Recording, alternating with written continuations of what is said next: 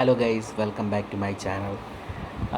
Guys, ഞാനൊരു video നേരത്തെ ചെയ്യാമെന്നൊരു പറഞ്ഞിരുന്നു. അതായത് നമ്മുടെ ദൃശ്യം 3 പടം കണ്ടപ്പോൾ തന്നെ ഞാനത് പറഞ്ഞിരുന്നു. കുറേ ലോജിക്കൽ ഇഷ്യൂസ് എനിക്ക് ഫീൽ ചെയ്തു. ആ ലോജിക്കൽ ഇഷ്യൂസ് നിങ്ങളുടെ അടുത്ത് ഷെയർ ചെയ്യണം. ബട്ട് പടം ഓൾറെഡി ഓടിക്കൊണ്ടിരിക്കുന്ന കാരണം ഇപ്പോൾ ഷെയർ ചെയ്യുന്നത് ശരിയല്ല. 1 വീക്ക് കഴിഞ്ഞതിന് ശേഷം ഷെയർ ചെയ്യാമെന്ന്. അങ്ങനെ ഞാൻ ആക്ച്വലി ഒരു വീഡിയോ ഷൂട്ട് ചെയ്ത് വെച്ചിരുന്നു കംപ്ലീറ്റ് ആയിട്ട്. പക്ഷേ അത് പോസ്റ്റ് ചെയ്യാൻ ഇനി പറ്റില്ല. കാരണം ഓൾറെഡി ഷസാം ബ്രോ ഒരു വീഡിയോ പോസ്റ്റ് ചെയ്തു. ഓൾമോസ്റ്റ് എല്ലാ കാര്യങ്ങളും അതിനകത്ത് പറഞ്ഞിട്ടുണ്ട്. പുള്ളിക്ക് അത് കാരണം ഞാൻ വീണ്ടും അത് റിപ്പീറ്റ് ചെയ്യുന്നതിൽ കാര്യമില്ല. ഞാൻ ഇനി പോസ്റ്റ് ചെയ്ത് കഴിഞ്ഞാൽ അത് കോപ്പി അടിച്ചാന്ന് തോന്നും. സോ അതുകൊണ്ടൊന്നും പറയുന്നില്ല. പക്ഷേ പുള്ളി പറഞ്ഞതിലെ എല്ലാ കാര്യങ്ങൾക്കും എനിക്ക് ഓക്കെ പറയാൻ പറ്റത്തില്ല. കുറേ സാധനങ്ങൾക്ക് എനിക്ക് ജസ്റ്റിഫിക്കേഷൻ ഉണ്ട്. ബട്ട് സ്റ്റിൽ പുള്ളി ഞാൻ ഉദ്ദേശിക്കാത്ത കുറേ കാര്യങ്ങൾ കൂടി അതിനകത്ത് പറഞ്ഞിട്ടുണ്ട്, which is A good thing. But എനിക്ക് ആ സമയത്ത് അതൊന്നും ആലോചനയിൽ വന്നില്ല. പിന്നെ എനിക്ക് പുള്ളിക്കാരൻ പറഞ്ഞതല്ലാത്ത കുറേ കാര്യങ്ങൾ എൻ്റെ മനസ്സിൽ തോന്നിയത് ഇപ്പം ഷെയർ ചെയ്യാൻ വേണ്ടിയിട്ടാണ് ഞാൻ ഈ വീഡിയോ ചെയ്യാമെന്ന് കരുതിയത്. അപ്പോൾ ഇത് സ്പോയിലർ അലർട്ടില്ലാതെ എനിക്ക് പറയാൻ പറ്റില്ല. നിങ്ങൾ പടം കണ്ടിട്ടില്ലെങ്കിൽ തീർച്ചയായിട്ടും എത്രയും വേഗം പോയി കാണുക. ഒരു നല്ല, എനിക്കിഷ്ടപ്പെട്ടൊരു തിയേറ്റർ വാച്ച് ചെയ്യാൻ പറ്റുന്ന, വൺ ടൈം വാച്ച് ചെയ്യാൻ പറ്റുന്ന ഒരു നല്ല മൂവിയാണ്. അപ്പം തീർച്ചയായിട്ടും തിയേറ്ററിൽ തന്നെ പോയി കാണുക. ഇത് കണ്ടിട്ടില്ലാത്തവർ ഈ വീഡിയോ കണ്ടിന്യൂ ചെയ്ത് കാണാതിരിക്കുക. കണ്ടതിന് ശേഷം വന്ന് കാണുക. എന്നിട്ട് നിങ്ങൾക്ക് അങ്ങനെ തോന്നിയോ ഇല്ലയോ എന്നുള്ളത് ജസ്റ്റ് ഒന്ന് പറയാം. ഓക്കെ, അപ്പം എഗെയിൻ എ സ്പോയിലർ അലേർട്ട്. കാണാത്തവർ ഈ വീഡിയോ തുടർന്ന് കാണരുത്. നല്ല പടമാണ്, തിയേറ്ററിൽ പോയി കാണും. Okay, point number 1. ആരാണ് ബ്രോക്കറിനെ സെറ്റപ്പ് ചെയ്ത് വിടുന്നത്? കല്യാണം നടത്താനായിട്ടും അതായത് എന്താ പറയുന്നത്, ആ ചെക്കനെ കൊണ്ട് കല്യാണം നടത്തിക്കാനായിട്ടും അങ്ങനെ ഒരു 3-4 ബ്രോക്കറിനെ സെറ്റ് ചെയ്ത് വിടുന്നത് ആരാണ്? സിദ്ദിഖാണ്. ഓക്കെ, ആരാണ് കല്യാണം മുടക്കാൻ നടക്കുന്നത്? സിദ്ദിഖാനാണ്. കല്യാണം നടത്തേണ്ട ആൾ അങ്ങ് ആ ഒരു കല്യാണത്തിലേക്ക് എത്തുമ്പോൾ അവരെന്തിനും അത് മുടക്കാൻ പോകണം? അതെനിക്ക് മനസ്സിലാവുന്നില്ല. Point number 1. മേ ബി അത് പറയുന്നുണ്ടായിരിക്കാം, ബട്ട് എനിക്കത് ഒരു ജസ്റ്റിഫിക്കേഷൻ ആയിട്ട് തോന്നുന്നില്ല. പോയിൻ്റ് നമ്പർ 2 എന്ന് പറയുന്നത്, ബ്രോക്കറിനെ എല്ലാം സെറ്റ് ചെയ്ത് വിടുന്നത് സിദ്ദിഖ്. ഓക്കെ, ഇന്ന ആൾ കല്യാണം മുടക്കാൻ പോകുന്നുണ്ട് എന്ന് ബ്രോക്കർ വിത്ത് ഇൻക്ലൂഡിങ് നമ്പർ പറഞ്ഞു കൊടുക്കുന്നത് ആരാണ്? ബ്രോക്കറാണ് പറഞ്ഞു കൊടുക്കുന്നത്, ജോർജ് കുട്ടിക്ക്. ഇത് രണ്ടുപേരെയും സെറ്റ് ചെയ്ത് വിട്ടിരിക്കുന്നത് സിദ്ദിഖാണ്.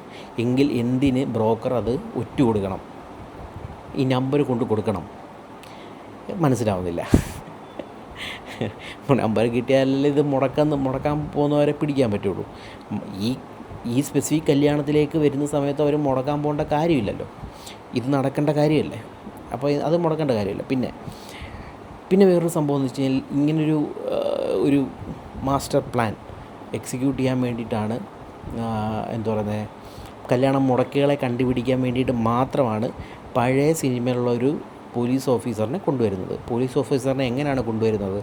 നമ്മുടെ സിനിമയുടെ വ്യാജ പ്രിൻ്റ് ഇറങ്ങുന്നു, അത് റിപ്പോർട്ട് ചെയ്യാൻ വേണ്ടിയിട്ട് ജോർജ് കുട്ടി DYSPയുടെ മറ്റോ ഓഫീസിലെത്തുന്നു. അവിടെ വെച്ചിട്ട് പഴയ ഉദ്യോഗസ്ഥനെ കണ്ടുമുട്ടുന്നു.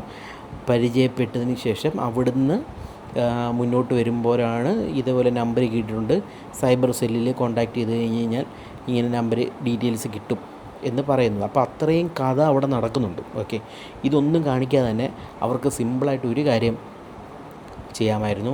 മേ ബി ഈ ഫോട്ടോ എടുത്തിട്ട് അയച്ചു കൊടുത്താൽ മതിയല്ലോ. കല്യാണം മുടക്കാൻ വരുന്നവരുടെ ഇതാണ് ആളെന്ന് പറഞ്ഞിട്ട് അവരൊരു ഫോട്ടോ എടുത്ത് അയച്ചു കൊടുത്തു കഴിഞ്ഞാൽ ആ കഥ അവിടെ കഴിഞ്ഞില്ലേ? ഇത്രയും ചുറ്റി കറങ്ങി ആ കഥ പറഞ്ഞു വരണമായിരുന്നോ? പിന്നെ അതിനകത്തൊരു ഓപ്ഷൻ എന്ന് പറയുന്നത് ലൈക്ക് പറയാം, അല്ലെ പിന്നെ എന്തിനാ എല്ലാം ഡയറക്റ്റായിട്ട് നടന്നു കഴിഞ്ഞാൽ എന്തിനാ കഥ? ഒരു കാര്യം ഡയറക്റ്റായിട്ട് അല്ലാതെ ചുറ്റിക്കിറങ്ങി നടന്നാൽ നമുക്ക് ഓക്കെയാണ്. 2 കാര്യം നടന്നാൽ ഓക്കെയാണ്. 3, 4, 5 പ്രാവശ്യം കുറേ കാര്യങ്ങൾ ചുറ്റിക്കറങ്ങി ഒരു ജസ്റ്റിഫിക്കേഷൻ ഇല്ലാതെ എല്ലാം പുള്ളിയുടെ ഒരു ഇതിലേക്ക് വരുമ്പോഴാണ് നമുക്ക് പ്രോബ്ലം വരുന്നത്. മനസ്സിലായില്ലേ? പിന്നെ അതുപോലെ തന്നെ എന്താ പറയുന്നത്, ഷാജോണിൻ്റെ മേക്കപ്പിനെ കുറിച്ചൊന്നും ഞാൻ പറയുന്നില്ല. കണ്ണൊക്കെ ചുമപ്പിച്ച് നശിപ്പിച്ച് വെച്ചേക്കുമായിരുന്നു. ബട്ട് അതിന് ശേഷം ഷാജോൺ വന്നിട്ട് ഇടി കൊണ്ടതിന് ശേഷം കിടന്ന് കരയുന്നത് എനിക്ക് ഒട്ടും അക്സെപ്റ്റ് ചെയ്യാൻ പറ്റിയില്ലടേ. ലൈക്ക് ഇടി കൊള്ളാൻ വരുന്നതാണ്. ചുമ്മാ ഒരു ക്രൂരനെ ഇത്രയും നാൾ ഇതായിരുന്നത് ജോർജ് കുട്ടി തല്ലല്ലേ എന്ന് പറഞ്ഞപ്പോഴത്തേക്ക് ഒന്നും മനസ്സിലാവുന്നില്ല. അതെന്തിനാണ് ആ ക്യാരക്ടർ ആർക്ക് കൊണ്ടുവന്ന് നശിപ്പിച്ചതെന്ന്. അത്യാവശ്യം കുഴപ്പമില്ലാതെ. പിന്നെ അതുപോലെ തന്നെ എനിക്ക് അക്സെപ്റ്റ് ചെയ്യാൻ പറ്റാത്തത് ഈ പ്രഭാകർ പുള്ളിക്കാരൻ്റെ സിദ്ദിഖ് അവതരിപ്പിച്ച കഥാപാത്രം, പുള്ളിയുടെ ക്യാരക്ടർ ആർക്ക് അത്രയും നാൾ എന്താ പറയുന്നത്, അത്രയും പാവം പിടിച്ചനായിട്ടിരുന്ന ആൾ പെട്ടെന്നൊരു വില്ലൻ എന്നുള്ള ഒരു ഇതിലേക്ക് വരുമ്പോൾ എനിക്ക് ഒട്ടും അക്സെപ്റ്റ് ചെയ്യാൻ പറ്റത്തില്ല. അതൊക്കെ ഓൾറെഡി ഷസാം പറഞ്ഞിട്ടുണ്ട്. അതെനിക്ക് അങ്ങോട്ട് അക്സെപ്റ്റ് ചെയ്യാൻ പറ്റത്തില്ല. കാരണം ഷസാം പറഞ്ഞിട്ടുണ്ട്, ലൈക്ക് മോൻ മരിച്ച ദുഃഖം ഇരിക്കുന്നു, രണ്ടാമത് മറ്റേ ഭാര്യയെ കൂടെ നഷ്ടപ്പെടും എന്ന്. അത് ഒരു ജസ്റ്റിഫിക്കേഷനായിട്ട് എനിക്ക് തോന്നിയില്ല ആക്ച്വലി. അത് ഒരു വല്ലാത്തൊരു ഒരു ഒരു ഒരു ചുമ്മാ ഒരു സ്റ്റോറി ടെല്ലിംഗ് ആയിപ്പോയി. ഒരു ദൃശ്യം എന്നൊക്കെ പറയുമ്പം നമ്മൾ ആ ഒരു ഒരു ലെവൽ ഓഫ് ജിത്തു ജോസഫിൻ്റെ സൈഡിൽ നിന്ന് ഒരു ജസ്റ്റിഫിക്കേഷൻ അല്ലെങ്കിൽ ഒരു പ്രോപ്പർ ഇത് പ്രതീക്ഷിക്കുന്നുണ്ട്. ഇത് അതൊന്നും ഇല്ലാതായിപ്പോയി. പിന്നീട് അങ്ങനെ ഒരുപാട് കാര്യങ്ങളുണ്ട് എനിക്ക് പറയാനാണെങ്കിൽ. ഓരോരുത്തരെയും പരിചയപ്പെടുന്നു. ഇപ്പോൾ അവസാനം ഈ നായകനെ സംരക്ഷിക്കാൻ വേണ്ടി അല്ലെങ്കിൽ നായകൻ്റെ കൂടെ നിൽക്കാൻ വേണ്ടിയിട്ട് ഒരു ക്യാരക്ടർ വേണം. ആ ക്യാരക്ടറിനായിട്ട് തുടക്കത്തിലെ എന്താ പറയുക, നേരത്തെ സാക്ഷിമൊഴി പറഞ്ഞ പുള്ളിക്കാരനെ കൊണ്ടുവന്നിട്ട് എന്തോ ഒരു സ്വപ്നം കണ്ടു, അല്ലെങ്കിൽ വേറെ ഒരിടത്ത് പോയപ്പോൾ കുടുംബത്തിൻ്റെ പ്രാക്കുണ്ടെന്ന് പറഞ്ഞിട്ട് നേരെ വന്ന് ക്ഷമ ചോദിക്കുന്നു. വെളുപ്പിനെ മുതൽ കാത്തു നിർത്തിയിട്ട് ക്ഷമ ചോദിക്കുമ്പം ജോർജ് കുട്ടി ബോർമ തുടങ്ങാനായിട്ട് പൈസ കൊടുക്കുന്നു. അതിലൂടെ പുള്ളിയെ വശത്താക്കുന്നു. സംഭവം ശരിയാണ്. ജോർജ് കുട്ടി അങ്ങനെയാണ് കാര്യങ്ങൾ നീക്കുപോക്ക് ചെയ്യുന്നത്. ഓരോരുത്തരെ വശത്താക്കി അയാൾക്ക് വേണ്ടതെന്തെല്ലാം ചെയ്ത് കൊടുത്തതിന് ശേഷം പുള്ളിയെ കൊണ്ട് ഈ ജോർജ് കുട്ടിയുടെ ആവശ്യമുള്ള കാര്യങ്ങൾ ചെയ്തെടുപ്പിക്കുന്നു. അതാണ് ജോർജ് കുട്ടിയുടെ ലൈൻ. ബട്ട് സ്റ്റിൽ ഇവിടെ എന്താ പ്രശ്നമെന്ന് വെച്ച് കഴിഞ്ഞാൽ ഇതൊക്കെ ഫോഴ്സ്ഡായിട്ട് തോന്നുന്നു. അതാണ് പ്രശ്നം, മനസ്സിലല്ലേ? ഈ 4-5 ക്യാരക്ടേഴ്സിന് വെച്ചിട്ട് അവരെല്ലാം അങ്ങോട്ടും ഇങ്ങോട്ടൊക്കെ കണക്ട് ചെയ്ത്, അല്ലെങ്കിൽ പുതിയൊരു ക്യാരക്ടറിനെ ഇൻട്രൊഡ്യൂസ് ചെയ്താൽ മതി അല്ലേ? അതൊന്നും ഇൻട്രൊഡ്യൂസ് ചെയ്യാതെ, അല്ലെങ്കിൽ ഒരു സൈഡ് കിക്കായിട്ട് ഒരുത്തന്നെ വെച്ചാൽ തീരാന്നുള്ളൂ. പക്ഷേ ഇയാളെ തന്നെ കൊണ്ടുവന്ന് ഇത് ചെയ്യിപ്പിക്കണമെന്ന് പറയുമ്പോൾ അത് ഫോഴ്സ്ഡായിട്ടാണ് ഫീൽ ചെയ്യുന്നത്. അങ്ങനെ കുറേ കാര്യങ്ങൾ ലൂപ്പ് ഹോൾസ് ഉണ്ട്. എനിക്ക് സീരിയസ്ലി ഫീൽ ചെയ്തതെന്ന് വെച്ച് കഴിഞ്ഞാൽ അവരുടെ കയ്യിൽ 4th വേണ്ടിയിട്ടുള്ളൊരു കിഡിലൻ സ്റ്റോറി ഉണ്ട്. ആ സ്റ്റോറി എക്സിക്യൂട്ട് ചെയ്യാൻ വേണ്ടിയിട്ട് ചെയ്ത ഒരു ഫില്ലർ എപ്പിസോഡ്, അതായത് ഒരു 3rd എന്ന് പറയുന്ന സാധനം ഒരു ഫില്ലറായിട്ടാണ് എനിക്ക് ഫീൽ ചെയ്തത്. ലൈക്ക് ഇത് ഓക്കെ, ഇങ്ങനെയൊക്കെ നടന്നു കഴിഞ്ഞാലേ 4th വഴി ഒരുങ്ങത്തുള്ളൂ. അതുകൊണ്ടാണ് ഈ ഒരു സാധനം ചെയ്തതെന്നാണ് എൻ്റെ ഒരു ഫീലിംഗ്. ആ ഒരു രീതിയിൽ ഇപ്പോൾ അത് അങ്ങനെ ഒരു ഫീൽ തോന്നാൻ കാര്യം എന്ന് വെച്ച് കഴിഞ്ഞാൽ, ഇത് ഇറങ്ങുന്നതിന് മുമ്പ് തന്നെ ആൻ്റണി പെരുമ്പാവൂർ അത് അനൗൺസ് ചെയ്തു, 4th ഉണ്ടാവും എന്ന് അനൗൺസ് ചെയ്തു, അത്ര കോൺഫിഡൻസോടെ. അപ്പോൾ ആ കോൺഫിഡൻസോടെ അനൗൺസ് ചെയ്യണമെങ്കിൽ അതിനൊരു ത്രെഡ് അതിനകത്തില്ലാതെ പുള്ളിക്കാരൻ അത് അനൗൺസ് ചെയ്യാൻ ചാൻസസ് ഇല്ല. 1. 2, അതിന് ശേഷം പിന്നെ പടം ഇറങ്ങിയതിന് ശേഷമാണ് അത് കൺഫേം ആയത്. ലൈക്ക് 4th വേണ്ടിയിട്ടൊരു സാധനം ഇട്ടിട്ടുണ്ട്, ഒരു ടൈലൻറ്റ്, ഒരു വാളംപുളി ടൈലൻറ്റ് ഇട്ടിട്ടുണ്ട് എന്നുള്ളത് എനിക്ക് അത് കണ്ടപ്പോൾ എനിക്ക് തോന്നി. ഇപ്പോൾ ഈ പടം കണ്ടിട്ട് ഇറങ്ങുമ്പം, നമ്മൾ സെക്കൻഡൊക്കെ കണ്ടിട്ട് ഇറങ്ങുമ്പോൾ, എൻ്റെ പൊന്നോ, ജോർജ് കുട്ടി ഫസ്റ്റ് കണ്ടിട്ട് ഇറങ്ങുമ്പോൾ എൻ്റെ തൃശ്ശൂർ ജോർജ് ഏട്ടൻ സ്നേഹത്തിലാണ് ഞാൻ ഇടി കൊണ്ട് തിയേറ്ററിൽ പോയി ടിക്കറ്റ് എടുത്ത് കണ്ടത്. അന്ന് കണ്ടിട്ട് ഇറങ്ങുമ്പോൾ നമുക്ക് ഒരു തലേന്നൊരു കിളി ഇങ്ങനെ പറഞ്ഞു, എൻ്റെ അമ്മോ, അവസാനത്തെ 15 സെക്കൻഡിൽ. അപ്പോൾ അത് വെച്ച് നോക്കുമ്പോൾ സെക്കൻഡ് അത്രയും ബെസ്റ്റായിട്ട് എനിക്ക് തോന്നിയിട്ടില്ല. ബട്ട് സ്റ്റിൽ ഒരു നല്ലൊരു എന്താ പറയുക, ഒരു കൺക്ലൂഷനോ അല്ലെങ്കിൽ അത് സംഭവിക്കാൻ ചാൻസസ് ഉള്ള കുറേ കാര്യങ്ങൾ പറയുന്നുള്ളൂ. അപ്പോൾ 3ലേക്ക് വരുമ്പം എൻ്റെ ഒരു കൺസെപ്റ്റ് എന്ന് പറയുന്നത്, ഒന്ന് എന്താ പറയുന്നത്, എന്ത് ചന്ദ്രനായിരുന്നു സ്ക്രിപ്റ്റ് റൈറ്റർ, പുള്ളിക്കാരന് ജോർജ് കുട്ടി പറഞ്ഞു കൊടുത്ത കഥ മാത്രമേ പുള്ളിക്കാരൻ അറിയത്തുള്ളൂ. അപ്പോൾ ആ കഥയാണ് പോലീസിൻ്റെ അടുത്ത് പുള്ളിക്കാരൻ പറഞ്ഞു കൊടുക്കുന്നത്. പക്ഷേ ജോർജ് കുട്ടിയുടെ കഥ എന്താണെന്ന് പറഞ്ഞില്ലല്ലോ. അപ്പോൾ ആ കഥ എന്നായിരിക്കും 3ൽ പറയുന്നത് എന്നാണ് ഞാൻ കരുതിയത്. പക്ഷേ 3ൽ വേറൊരു രീതിയിലേക്കാണ്. പക്ഷെ ഞാൻ വിചാരിച്ച പോലെ തന്നെ ജോർജ് കുട്ടി എന്ന് പറയുന്ന ക്യാരക്ടർ ഒരിക്കലും പോലീസ് പിടിച്ച് ജയിലിൽ കൊണ്ടിട്ട് കഴിഞ്ഞ് കഴിഞ്ഞാൽ അത് അവിടെ വിജയിക്കത്തില്ല. വിജയിക്കത്തില്ല മീൻസ് ജോർജ് കുട്ടി എന്നൊക്കെ അതിനൊരു നീതി കിട്ടിയതുപോലെ നമുക്ക് തോന്നത്തില്ല. ഒരു പ്രേക്ഷകന് തോന്നത്തില്ല. കാരണം അവിടെ എന്താ പറയുക, ജോർജ് കുട്ടി കുടുംബത്തെ രക്ഷിക്കാൻ വേണ്ടിയിട്ടാണ് ഇത് എന്തൊക്കെ പറഞ്ഞു കഴിഞ്ഞാൽ ഇതെല്ലാം ചെയ്തിട്ട് അതിനുശേഷം ഇങ്ങനൊരു അവസാനം പുള്ളിക്കാരനൊരു ട്രാജഡി വരുന്നു എന്ന് പറയുമ്പോഴത്തേക്കും അതിനകത്തൊരു ഒരു ഒരു ഇതുണ്ട്. പക്ഷെ ജോർജ് കുട്ടി കീഴടങ്ങി, സ്വന്തമായിട്ട് കീഴടങ്ങുക, പോലീസിനെ തോൽപ്പിച്ചു, സ്വന്തമായിട്ട് കീഴടങ്ങുക എന്ന് പറയുമ്പം അതിനകത്തൊരു പോസിറ്റീവ്നെസ് ഉണ്ട് അല്ലേ. ജോർജ് കുട്ടിയുടെ ഹീറോയിസമാണ് അവിടെ ആയിരുന്നു. അപ്പം അങ്ങനെ ഒരു എൻഡിങ് ആയിരിക്കാം എന്നൊരു എനിക്കൊരു ഒരു മൈൻഡിലൊരു തോട്ടുണ്ടായിരുന്നു. അത് അതേപോലെ തന്നെ സംഭവിച്ചു. പക്ഷേ അതിനകത്ത് ഇങ്ങനെയൊക്കെയുള്ള തോട്ട്സ് കൊണ്ടുവരുമെന്ന് അറിഞ്ഞില്ല. കാരണം മോഹൻലാലിൻ്റെ ആക്ടിങ് ഒരു രക്ഷയില്ല. നമുക്കിത് വർക്കായ എന്താണെന്ന് വെച്ച് കഴിഞ്ഞാൽ, മോഹൻലാൽ എന്ന് പറഞ്ഞാൽ ആക്ടറിൻ്റെ ഒരേ ഒരു കഴിവ് തന്നെ. കാരണം തുടക്കം മുതൽ അവസാനം വരെ പുള്ളിയെ കണ്ടുകൊണ്ടിരിക്കാൻ ഭയങ്കര രസമാണ്. പുള്ളിയുടെ അഭിനയമാണെങ്കിലും ഓരോരോ സംഭവങ്ങൾ ചെയ്യുന്നതിനകത്ത് പുള്ളിയുടെ ആ ടെൻഷൻ ബിൽഡിങ്ങും കൈവിറയലും കണ്ണിൻ്റെ ഷാജോണ് നേർക്ക് നേരെയുള്ള ഷോട്ടിൻ്റെ ആ ഒരു സമയത്ത് പുള്ളിയുടെ കണ്ണിൻ്റെ താഴെ കുറേ നാളായിട്ട് നിർജീവമായി കിടന്നൊരു സ്ഥലമാണ്. ആ കണ്ണിൻ്റെ താഴെയൊക്കെ അനങ്ങുന്ന കാണാൻ പറ്റി. ലൈക്ക് എക്സ്പ്രസ് ചെയ്യാൻ, ഞാൻ പറഞ്ഞ അനങ്ങുന്ന വെച്ച് കഴിഞ്ഞാൽ അങ്ങനെ കൊണ്ട് അനക്കിയെന്നല്ല, പുള്ളി എക്സ്പ്രസ് ചെയ്യുന്ന അവിടം കൊണ്ടൊക്കെ പണ്ടത്തെ മോഹൻലാലിലേക്കുള്ള തിരിച്ചു വരവ്. നമ്മളെപ്പോഴും പറയുമല്ലോ തിരിച്ച് ഓൾറെഡി വന്നു കഴിഞ്ഞു, പക്ഷെ അങ്ങനല്ല, ഇവിടൊക്കെ കൊണ്ട് കണ്ണ് നിർജീവമാവാത്ത മോഹൻലാലിനെയൊക്കെ കാണാൻ പറ്റി. നമ്മൾ ഇപ്പം പറയുകയാണെങ്കിലും നമ്മുടെ ഇതൊക്കെ ഉണ്ടല്ലോ, എമ്പുരാനല്ല അതിന് മുമ്പുള്ള എന്താ പറയുക, ലൂസിഫറും ഒക്കെ അതിനകത്തും കണ്ണൊക്കെ കാണിക്കുന്നുണ്ട്. പക്ഷെ അവിടെയൊക്കെ മേക്കപ്പ് ഇട്ടിട്ടുണ്ടായിരുന്നു എന്ന് അന്ന് പറയുന്നുണ്ട്. പക്ഷേ ഇതിനകത്ത് പുള്ളിയുടെയൊക്കെ കണ്ണ് അനങ്ങുന്നത് നമുക്ക് കാണാം, ലിറ്ററലി ആ ക്ലോസപ്പ് ഷോട്ടിൽ കാണാൻ പറ്റുന്നുണ്ട്. എനിക്ക് ഭയങ്കര ഹാപ്പി ആയിട്ട് എനിക്ക് ഫീൽ ചെയ്തു. എനിക്ക് പുള്ളിയുടെ ആ ഒരു സൗന്ദര്യവും തിരിച്ചു വരുന്നു, കൂടുതൽ സുന്ദരനുമായി.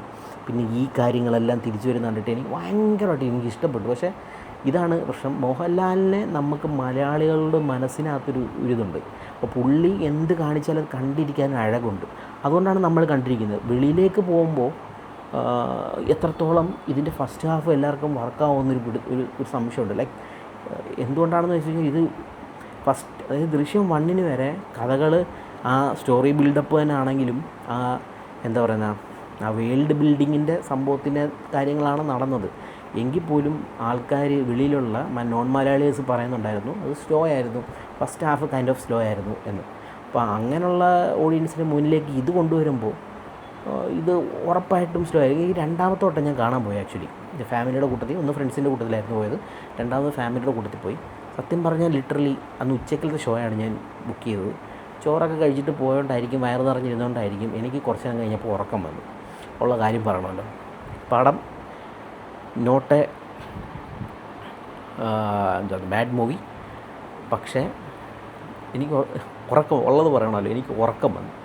ഒരു ഫസ്റ്റ് ഹാഫ് അവസാനമൊക്കെ ആയപ്പോഴത്തെ ആ ഒരു ത്രില്ലിങ് മൊമെൻറ്റ് വന്നപ്പോഴത്തേക്ക് റെഡിയായി. വീണ്ടും സെക്കൻഡ് ഹാഫ് ആയപ്പോഴത്തേക്ക് വീണ്ടും കുറച്ച് നേരം ഉറങ്ങിപ്പോയി. അത് ഒന്നാമത് മേ ബി ചോറൊക്കെ കഴിച്ചിട്ട് പോകേണ്ടാവാം, ബട്ട് ഓൾറെഡി കഥ കണ്ടുകൊണ്ടാവാം. പക്ഷെ അത് എന്താ പറയുന്നത്, ഓൾറെഡി അറിയാവുന്നതുകൊണ്ട് നമ്മളെ അങ്ങനെ ഗ്രിപ്പ് ചെയ്തിരുത്തുന്നില്ല. ഞാനിപ്പം സെക്കൻഡ് വീണ്ടും കണ്ടു കഴിഞ്ഞാലും ഉറക്കം വരത്തില്ല, ഫസ്റ്റ് എനിക്ക് വീണ്ടും കണ്ടു കഴിഞ്ഞാൽ എനിക്ക് ഉറക്കം വരത്തില്ല. അത് പക്ഷെ അങ്ങനല്ല, ഇതിനങ്ങനെ ഒരു പ്രശ്നം ഉള്ളതായിട്ട് എനിക്ക് ഫീൽ ചെയ്തു. അതാണ് ഞാൻ പറഞ്ഞത്, അത്ര ഗ്രിപ്പിംഗ് അല്ല ഫസ്റ്റ് സെക്കൻഡ് അപേക്ഷിച്ച്. ഇത് കൂടുതലും അതായത് ജോർജ് കുട്ടിയുടെ സംഘർഷ സംഭവമാണ് പറയാൻ ഉദ്ദേശിച്ചെങ്കിലും ഇവർ പറഞ്ഞു വന്നപ്പം ചില ആൾക്കാർ പറഞ്ഞല്ലോ ഒരു ചെറിയ ഒരു ഡ്രാമ ഇച്ചിരി കൂടിപ്പോയി. അവർക്ക് കുറേ സാധനങ്ങൾ ഒഴിവാക്കാമായിരുന്നു. ഒരു സീന് കല്യാൺ ജ്വല്ലേഴ്സിൻ്റെ ആഡിൻ്റെ കാര്യങ്ങൾ പറയുന്നത്, അത് എത്ര ബാക്ക് ഫെയർ ചെയ്യാനുള്ള മെയിൻ കാരണം എന്ന് വെച്ച് കഴിഞ്ഞാൽ അതിൽ ആ സീനിൽ വേറെ ഒന്നുമില്ല. ആ സീനിൽ മറ്റേ ടേബിളിൻ്റെ മണ്ടയ്ക്ക് കുറേ തുണി കിടക്കുന്നു. ആ തുണി എടുത്തിട്ട് എന്താ പറയുന്നത്, മീന പറയുന്നു അത് മടക്കി വെക്കാൻ. ജോർജ് കുട്ടി കയറി വരുന്നു. അപ്പോൾ മീന പറയുന്നു ഓക്കെ എന്താ പറയുന്നത്, കല്യാൺ ജ്വൽസിൽ പോയി സ്വർണ്ണം എടുക്കാം, അന്നിന് അവിടെ പോകുന്നത് നിനക്ക് തൊടുപുഴ കിട്ടുമല്ലോ എന്ന് പറയുന്നു. ഇതല്ലാതെ ആ സീനിൽ ഒന്നും വേറെ അഡീഷണലായിട്ട് ഒന്നും സംഭവിക്കുന്നില്ല. അപ്പോൾ അതിന് വേണ്ടിയിട്ട് ഒരു 2 മിനിറ്റ്സ് ആയിരിക്കും ആ സീനിൻ്റെ ടോട്ടൽ ഡ്യൂറേഷൻ. ആ 2 മിനിറ്റ്സ് അല്ലെങ്കിൽ 3 മിനിറ്റ്സ് നമ്മളെ പ്രേക്ഷകനെ ഒരു കാര്യമില്ലാത്തൊരു സാധനത്തിനകത്തേക്ക് ലോക്ക് ചെയ്യുകയാണ്. അപ്പം മൊത്തത്തിൽ നമുക്ക് ടച്ച് കിട്ടും. ഇത് ഏതെങ്കിലും ഒരു പാട്ടിൻ്റെ ഇടയ്ക്കോ വല്ലോ അവരെണ്ണം എടുക്കുന്നതായിട്ട് കാണിച്ചാൽ തീരാവുന്ന പ്രശ്നമുള്ളായിരുന്നു. ഈ മോഹൻലാലിനെ കൊണ്ട് തന്നെ കല്യാൺ ജ്വല്ലേഴ്സ് തൊടുപുഴ വന്നു എന്ന് പറയുമ്പം പക്ക ഒരു പരസ്യം കാണുന്നത് പോലെയാണ് തോന്നിയത്. അല്ലാതെ അതിനപ്പുറത്തേക്ക് അതൊരു ബ്രാൻഡ് കൊണ്ടുവന്ന് അത് എൻഡോഴ്സ് ചെയ്ത് പോയതോ അല്ലാതെ എനിക്ക് വേറൊന്നും അത് തോന്നിയില്ല. ആ സീനെ ഒഴിവാക്കാമായിരുന്നു. അങ്ങനെ കുറേ സാധനങ്ങൾ ഇട്ടിട്ടുണ്ട്. ഈ പറഞ്ഞ പോലെ തുടക്കത്തിലെ രണ്ടാമത്തെ പോലീസിനെ ഒഴിവാക്കിയായിരുന്നെങ്കിൽ കുറേ സാധനങ്ങൾ ഒഴിവാക്കാമായിരുന്നു അല്ലേ. ഏതെങ്കിലും ഫോട്ടോ എടുത്ത് കാണിച്ചാൽ മതിയായിരുന്നു. അല്ലെങ്കിൽ പിന്നെ ഡയറക്റ്റ് എന്തായാലും ജോർജ് കുട്ടിക്ക് പോയി മറ്റേ എന്താ പറയുക സൈബർ സെല്ലിൽ കോൺടാക്ട് ചെയ്യാൻ പറ്റത്തില്ല. പക്ഷേ ഇങ്ങനെ പ്രശ്നങ്ങൾ കിടക്കുന്ന കാരണം അങ്ങനെ കുറേ സാധനം. പിന്നെ CCTV അവിടെ ഇല്ലേ എന്നൊക്കെ ചോദ്യം പലയിടത്തും CCTV ഇല്ലാതെ ഇപ്പോഴത്തെ കാലഘട്ടത്തിലാണ് നടക്കുന്നത്. എന്തുകൊണ്ട് CCTV ഇല്ല എന്ന് ഞാൻ ചോദിക്കുന്നില്ല. ബിക്കോസ് എല്ലായിടത്തും CCTV ഒന്നും ആയിട്ടില്ല. ഓക്കെ, വലിയ വീടാണെങ്കിൽ പോലും CCTV വെക്കാത്ത ഒരു ആവശ്യം പോലും ഉണ്ട്. സോ അത് ഞാൻ ചോദിക്കുന്നില്ല. ബട്ട് സ്റ്റിൽ ഇങ്ങനെയൊക്കെയുള്ള ലോജിക് എന്തു പറയുന്നത് ഇഷ്യൂസ് ഇത്രയും ക്രൂരനായിട്ട് നടന്നിട്ട് ഷാജോൺ അവസാനം കരഞ്ഞത് അതൊന്നും എനിക്ക് അയ്യേ എന്നായിപ്പോയി. അതാ ഒരു കുഴപ്പം. പിന്നെ ചില സാധനങ്ങൾ ഇപ്പോഴും സ്റ്റിൽ എനിക്ക് ബാക്ക്ഗ്രൗണ്ട് സ്കോർ അത്ര വർക്കായില്ല. എഡിറ്റിങ് കുറച്ചും കൂടെ ബെറ്റർ ആക്കാൻ തോന്നി. പ്രത്യേകിച്ച് എന്താ പറയുക കറക്റ്റായിട്ടല്ല എടുത്തിരിക്കുന്നത്. ഫസ്റ്റ് സെക്കൻഡ് വെച്ച് നോക്കുമ്പോൾ അത്ര മികച്ചതായില്ല എന്നുള്ളതാണ് എൻ്റെ ഒരു അഭിപ്രായം. ഇതൊക്കെയാണ് എനിക്ക് തോന്നിയത്. പിന്നെ കുറച്ച് കാര്യങ്ങളുണ്ടാവും. ഒരുപാട് കാര്യങ്ങളൊന്നും പറഞ്ഞ് കുളവാക്കുന്നില്ല. കുറേ കാര്യങ്ങൾ പുള്ളി തന്നെ പറഞ്ഞിട്ടുണ്ട്. പിന്നെ അതിനകത്ത് ഞാൻ പറഞ്ഞിട്ട് കാര്യമില്ലല്ലോ. ഇത്രയൊക്കെയാണ് എനിക്ക് തോന്നിയ കാര്യങ്ങൾ. ഇനി നിങ്ങൾ ഇതിൻ്റെ ഉത്തരങ്ങൾ, ഞാൻ ചോദിച്ച കാര്യങ്ങൾക്ക് ഉത്തരങ്ങൾ നിങ്ങൾക്കറിയാമെങ്കിൽ കമൻറ്റ് ചെയ്യും, ഞാൻ വായിച്ചു നോക്കട്ടെ. നിങ്ങൾക്ക് അതിനൊരു ഉത്തരം ഉണ്ടെങ്കിൽ എനിക്ക് പറഞ്ഞല്ലോ.